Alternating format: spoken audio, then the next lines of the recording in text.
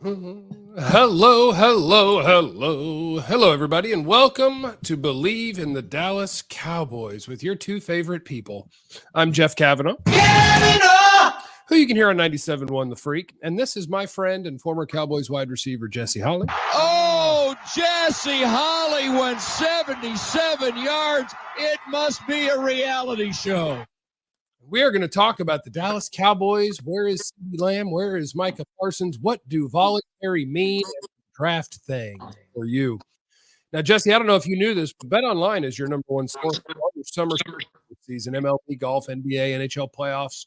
All the latest stats, news, and sports available to follow your favorite teams. Get the latest odds and lines, including the latest team matchups, player props, and odds on just about every sport out there. Head to the website today or use your mobile device to get in on the action. BetOnline, where the game starts. Use the promo code BELIEVE, BLEAV. Hey, Jesse, how are you, buddy? What is it, Scotty Schefter? Who won it yesterday? Scotty Scheffler, and then he immediately went to Inwood Tavern on his way home. You're part of town. I have been to Inwood Tavern many times. I picture it as kind of a trashy dive, but I guess it's the dive bar of Highland Park. I guess that's where classy people go to get trashy. So good for him. Congratulations to him. Congrats. Jesse, how many voluntary things did you skip in the NFL? None. Oh, that didn't work for you? No, that didn't work for me. No.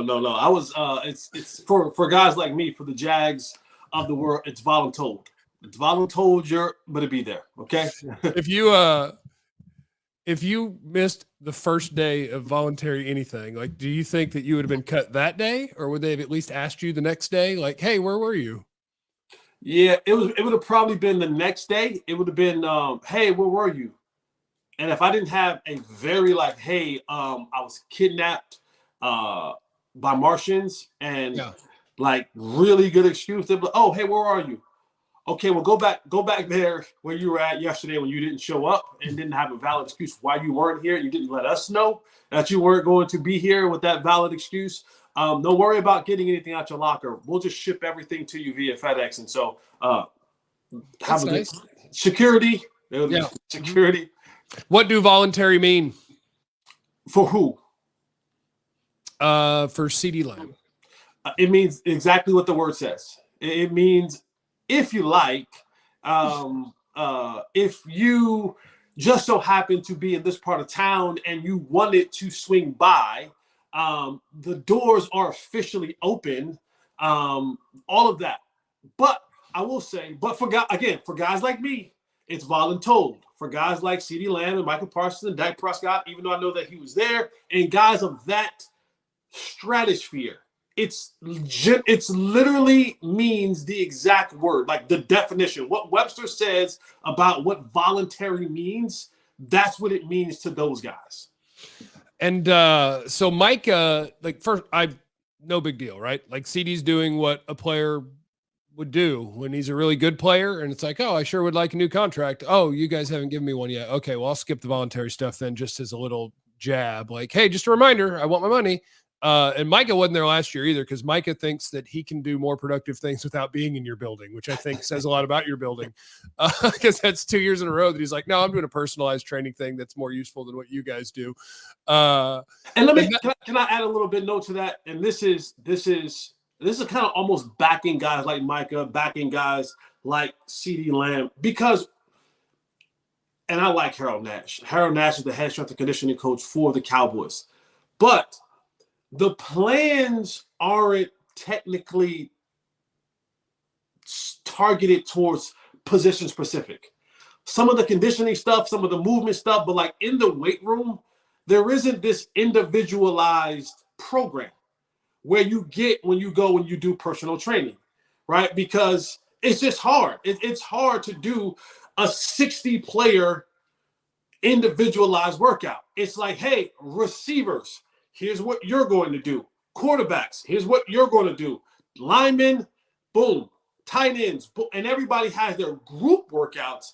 But we have grown to a stage in today's game, and it's pick the sport, pick football, basketball, baseball, soccer, where the individualized programming is more suited for the guys in the league. And even young people, they're doing individualized training. They're going to get position-specific training. Their workouts are targeted to a specific part of their regiment, places where they want to gain an advantage, places where they want to sharpen a skill, to grow a weakness. So guys like Micah and CeeDee Lamb, when they're not with these programs, it's not a bad thing. It's voluntary. It's workouts. It's conditioning. Those guys haven't shown the propensity to show up to training camp or OTAs or whatever out of shape, right? They haven't shown that. So, yeah. But that's just the nature of where we are in sports today. Well, and those things exist for a reason. Like, I think the first one that jumps to my mind is some of the Cowboys offensive linemen go there in the offseason. They're working with Big Duke. They're working with Duke Manyweather because he is like, this is what he's doing. He's not worried about 100 dudes, and we're not doing meetings about what we're going to do schematically because we have plenty of time for that. What we are going to do is something very individual and specific to you, and we're going to get you ready to play football. And I think, not that we know this about every player, but the guys that you hear that they're off doing whatever with insert guy who is a specialist at something here, those are the guys that are trying their hardest to be awesome. You want to hear that your guys are doing something that is not team related, because that means that they're paying their own damn money to try to get better at football, or their agent's paying money for them to try to get better at football. So, like, no problem with Micah, no problem with CeeDee. It's just an annoyance that the Cowboys are really good at this stuff when they have really, really good players.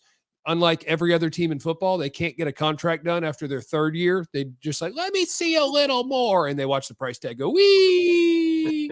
And then they end up giving them all the money. It's just annoying. It's just annoying, but it's fine. Yeah, they play the game of chicken with the wrong guys. Like, you play chicken with mid-level guys. You know what I'm saying? Like, they do the opposite. They're like, get Terrence Steele in here right now. I bet he'll sign a good right tackle money contract with a torn ACL. And he's like, of course I will. Like, get Jalen Smith in here. I bet he'll take $10 million a year. Yes, of course he will. Yeah, it's like, hey, he's still in rehab. Gallup, come here. Let me see something. Like, that doesn't get the other folks to move. And they play the game of chicken absolutely backwards. And it baffles me because we're talking about a family-run organization who what they do all day long is business and negotiated relationships. Like, everything that they do in business, whether it's concessions or real estate or oil and gas or energy, whatever, they are in a negotiating business. And I'm like, damn, you guys are a billionaire, but if how you negotiate in football is how you negotiate in business, you must be making a hell of a lot of money because your negotiating skills don't work out well. Like, I don't know. You're not showing me that you're a really good negotiator because you're doing it with the wrong guys and you're losing. Like, if we're being honest, you're losing the negotiations. I can't remember a time, and maybe it's a Tyron Smith contract, right? That's the last one. They fleeced Tyron, right? Let's be honest. Like, they fleeced Tyron, and if we're really being honest, that's what Tyron's not here right now. Tyron was like, hey guys, you guys fleeced me for a long time. If you really want to show me you care, give me above market value for me right now as I'm heading out the door. And they were like, well, actually, this is how business really works. You're not worth market value right now. And they're like, all right, I'm going to the Jets. I'm out. But they lose. They lose all the time with these negotiations, and now they face it again. They face the same thing again with 3 premier players on your football team and 3 damn good football players on your football team. 2 of them, which being 2 very young superstars, and CeeDee Lamb and Micah Parsons. And Dak, let's be honest with you, top 10 quarterback in the league. If he gets to free agency, whatever the price was, it goes up even more now for you because you let me get to this point. And I don't see a place where if he gets to free agency that he comes back. I just don't. I just think, I think the agents, I think the pride, I think all of it goes, you know what? You didn't value me. You didn't value me the first time when you could have got me for $25 million and I fleeced you then. And then this time around, I showed you even more than I did the first time, and you still don't value me. And so now it's my time to go try somewhere else. I'm dumb at sports. Maybe I'm Jeffrey Jones. I think Dak likes being the quarterback of the Cowboys, and me and Jerry are just banking on, we'll get to free agency, and then we'll sign him for the same number we were going to have to pay anyway. We'll pay him whatever everybody else was going to pay him. We'll pay him $60 million. We'll do it in free agency. But who knows? Who knows? I mean, everything else that they're doing screams that they're going to that they're trying to kind of rebuild this thing on the fly. Like they're doing an in-between world in the offseason where there are elements of a rebuild, but not real rebuild, because a real rebuild involves like getting rid of people and bringing in assets and then trying to, reboot it with guys who are cheaper, et cetera, and they'll never do that. So they're doing something weird on the fly. I do have a thing I want to talk about with the draft, though, and you tell me if you think I'm crazy, because I was just thinking about this. You're crazy. No, not yet. You have to let me say the thing, and then I'm crazy. Okay. I was just thinking about this because one of the things that drives me nuts about Cowboys and drafting, really with the number of things about the organization that drives me nuts, it's incredible that they're as good as they are every year. Like the fact that if you want to talk about front office, how good are they at negotiating contracts, deciding when to pay whom, using free agency and the draft to improve your team. Like Howie Roseman and the Eagles run circles around this front office, and yet this division is always neck and neck. So shout out to the Cowboys for drafting Dak and CeeDee and Micah. Like I guess it goes all the way back to Zach Martin, Tyron Smith, whatever. But the fact that you're neck and neck with somebody who does a way better job at everything but drafting, it's pretty impressive. I think it'll be a good thing for this draft that the Cowboys aren't invested in any of their coaches anymore, because my least favorite thing about the way they draft is every draft I can tell you from talking to people like, oh, that was Mike McCarthy's guy. Schoonmaker last year was a Mike McCarthy pick. That was a Dan Quinn pick. Mozzie Smith, Nashawn Wright, Eric Scott, Sam Williams. Dan Quinn picked those guys. And Mike McCarthy picked these guys. On a one-year deal, maybe when Mike Zimmer starts talking, they're like, we don't care. You're not going to be here. And when Mike McCarthy on the last year of his contract says, boy, I would really like, maybe they look at him and say, we don't care. You're not going to be here. We are going to let the people who we pay to do this actually do this. And I think that could lead to a better draft. I don't think you're crazy, but I don't think you're correct. Yeah, because Jerry loves listening to people. Yeah, I don't think you're crazy, but I think he's going to give those guys a voice. I think he's going to give Zimmer a voice. I think the conversation with he and Zimmer when he came in was, hey, if I'm going to take this spot, let me get a couple of my guys. Let me get a guy or two.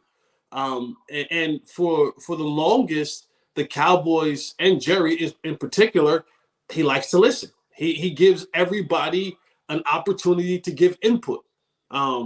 Now, there are times where he gets a little bit gung-ho, but for the most part, he gives guys around that table a ton of input, and especially the guys that are coaching.